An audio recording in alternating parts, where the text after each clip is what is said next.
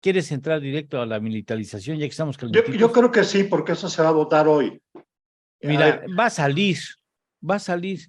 ¿Y sabes qué? Perdóname que emita mi punto de vista.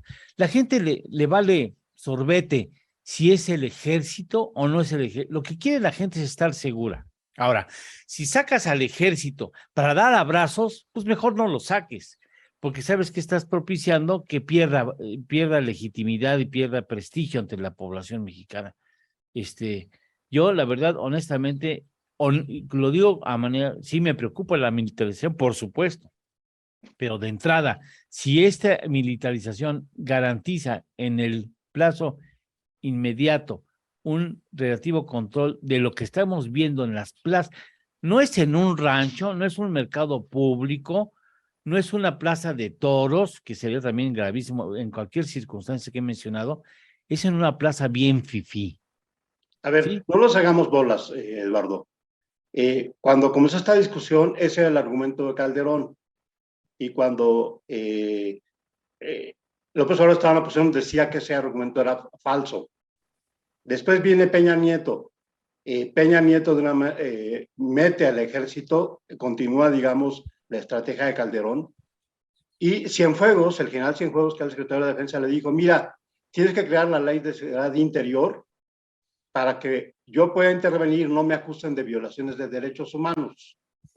Esa ley fue declarada inconstitucional por la Suprema Corte de Justicia. Y en vez de dejar ahí la cosa, se llevó eso a nivel de constitución, creando la Guardia Nacional.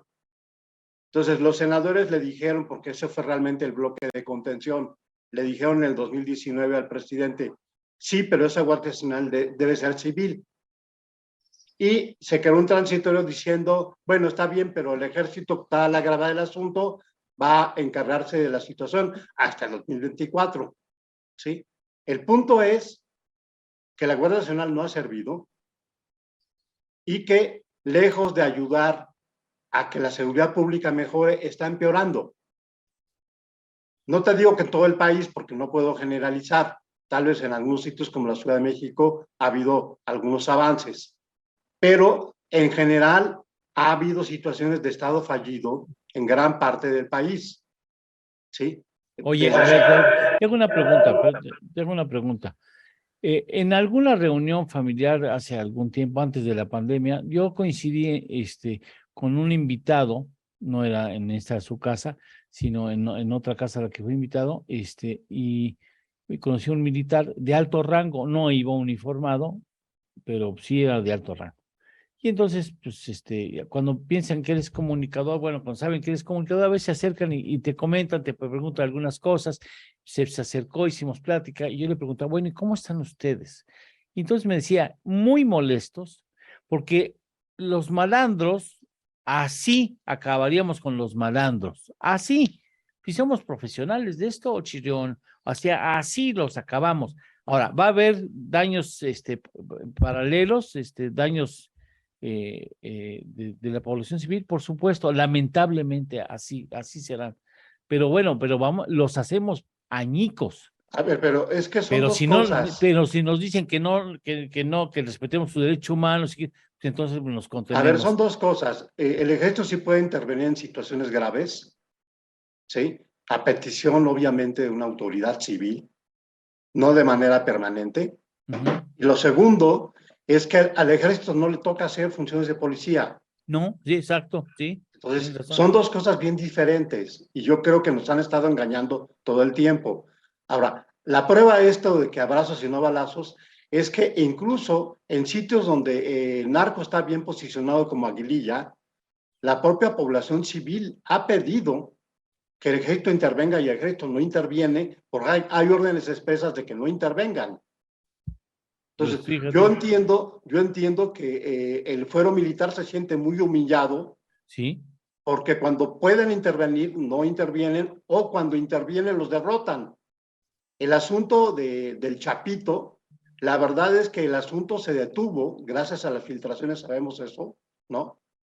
Porque los narcos iban a infligirles una gran derrota a los militares.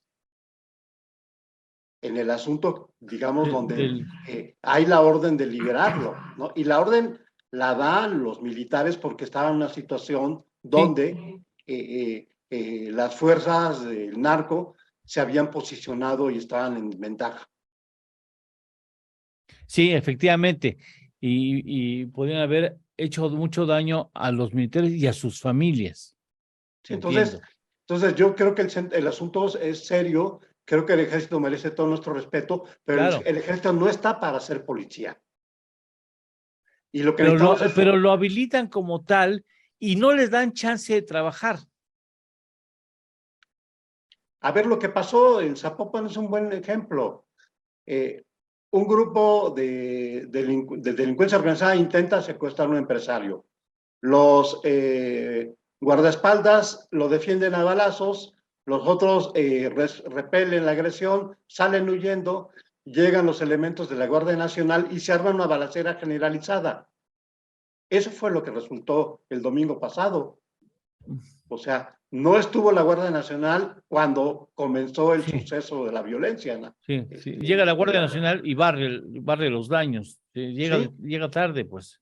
llega tarde y se genera un caos peor, perdón, pero las escenas son muy claras, las vimos ayer en televisión. Bueno, pues, hijo, o sea, yo digo, qué terrible, porque eso tiene una Porque el consecuencia ejército no está económica. preparado para labores de policía. Hay cierta capacitación especial que no la tiene. Y yo creo que sí tendríamos que hablar de este tema porque obviamente el presidente sabe que el ejército tiene un nivel de popularidad muy alto. Pues lo va Por eso, perdiendo, ¿eh? ¿eh? Lo va perdiendo. Lo va perdiendo porque lo van involucrando en tareas que no le competen. Y bueno, la filtración de los acosos sexuales y de las agresiones O lo sexuales en el meten ejército, de paraestatal, haciendo pan de muerto y roscas de reyes, es lo único que falta. o repartiendo vacunas, o administrando aeropuertos, o eh, construyendo trenes, en Línea fin. aérea, al rato distribuye gas, o sea, lo están utilizando Esa no es para la función del funciones que no ejército. son propias de un ejército, ¿no? Pero bueno, Y creo que eso rompe el Estado de Derecho y eso es lo que genera una preocupación muy fuerte, Eduardo. bueno, pues te agradezco mucho que estés aquí con nosotros. Quédate un ratito, te rogaría si tienes tiempo, quédate tantito. Déjame darle los buenos días a Luis Miguel Dena Escalera, pero ¿cuál sería? Tu hermano está en el Senado. En esta semana sale el asunto del propósito del presidente de la Guardia Nacional extendida al 2028, ¿no? Sí, mira, no he hablado con él, he seguido el tema por los medios como cualquier persona, Sí. pero pues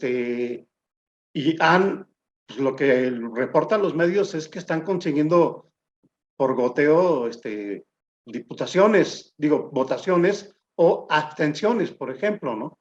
Que finalmente a la hora generan un efecto matemático en el porcentaje que se necesita, ¿no?